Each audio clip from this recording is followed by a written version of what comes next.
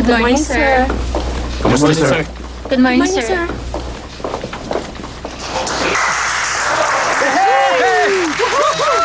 Teka lang, sandali. Darating ng bagong team leader. Gawin mo ang briefing. Sus, kunwari pa kayo. Ano bang pinagsasabi mo dyan? Wala namang darating dito eh. Dahil kayo ang ipopromote na team leader. Ha? Alam mo, tumahimik ka na. Di pa sigurado yun. Sige na. Pero sino pa ba ang pwedeng ipromote dito? Kayo ang the best sa department. Hindi lang sa department, no? Siya ang the best sa buong police force. Pambihira ka talaga. Parang minalit mo sir niyan, eh. Officer Kim. Sir? May mga suspect ka na ba sa nawawalang painting sa Thailand? Ay, wala pa po. Officer Lee. Sir, Asan na yung files mula sa intelligence? sandali lang po. Officer Park. Gagawin na po. Gagawin ko na po ang briefing. Si Officer Yun. Ayos ka.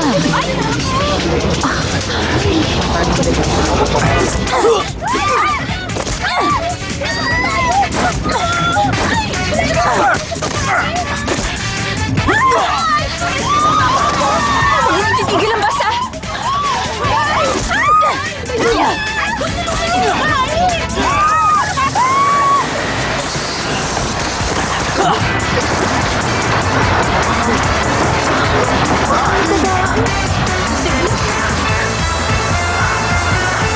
Pagod na! Naita ako!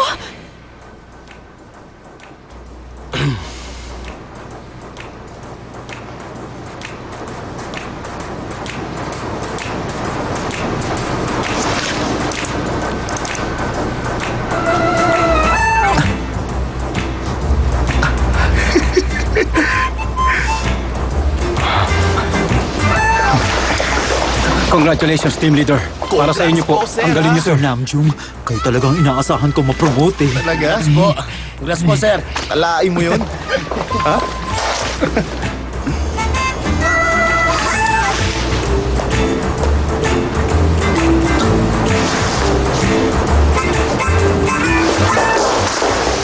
Tingin ko lang, Sora, na-promote na siya, oh. Congratulations, sir.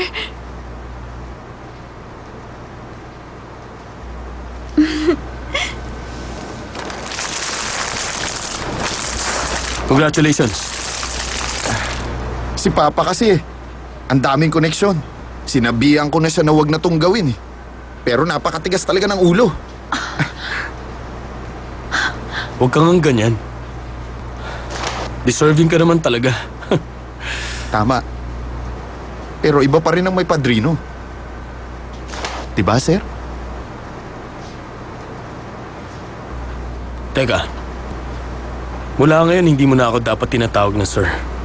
Team leader ka na. Totoo ba yun? Seryoso? Bakit ganon? Bakit hindi ka na-promote? At ikaw? May backer ka, ganon. Ano number ng tatay mo? Quiet! Kapag na-late ka pa ulit, lagot ka na.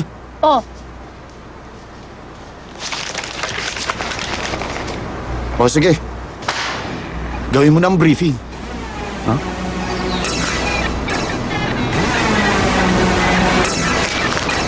Bakit? Hindi ba ako na ang boss mo?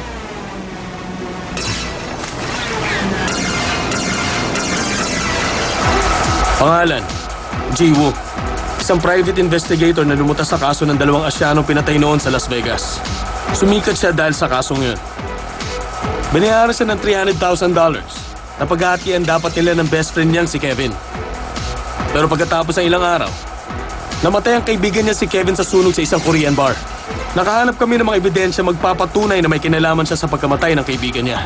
Sinundan namin siya Pero at... nakatakas siya.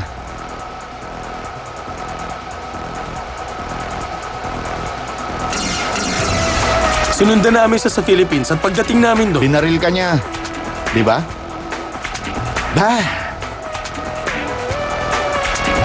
Nakaposas na nga siya, no? Naagaw pa rin niya ang baril mo. Ano ba yun? Continue. Sa pagmamonitor ng kanyang cellphone, Nahanap namin ay isang miyembro ng team niya. Sino yan? Ang pangalan niya ay si Jiang Shifu. Nakatira siya sa China. Isa sa mga informants si Jiwoo. Minomonitor na rin namin ang cellphone ni Shifu ngayon. Sa oras na magtawagan sila, posible lang mahanap si Jiwoo. Posible lang? Ganun lang yun? Posible na po, sir. Ang intelligence team, nakausap mo? Oo. Eh bakit ngayon ko lang nalalaman to? Nung panahon kasi na yun, isa ka lang sa mga tauhan ko. Naalala niyo, sir? O sige, tandaan nyo, dito nakasalalay ang reputasyon natin. Maliwanag? Kaya dapat gawin yung lahat ng makakaya nyo. Opo, sir. Opo. Gusto kong matapos na ang kasong to. Hindi ako makakapayag na mapahiya ang team natin. Naka-rubber shoes ka? Sa suit? Para ka sira. Ay.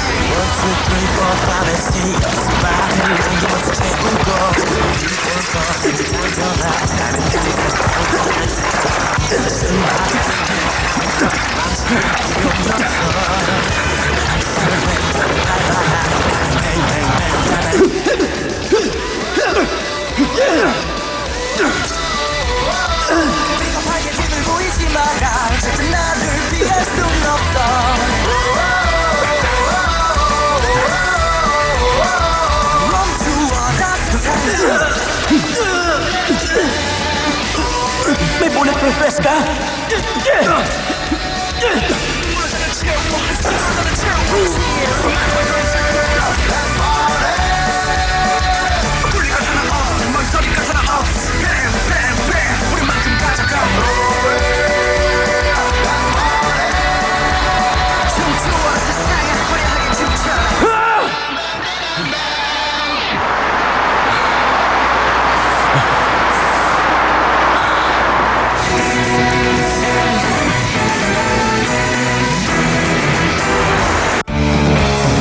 Don't go away. Magbabalik ang Runaway dito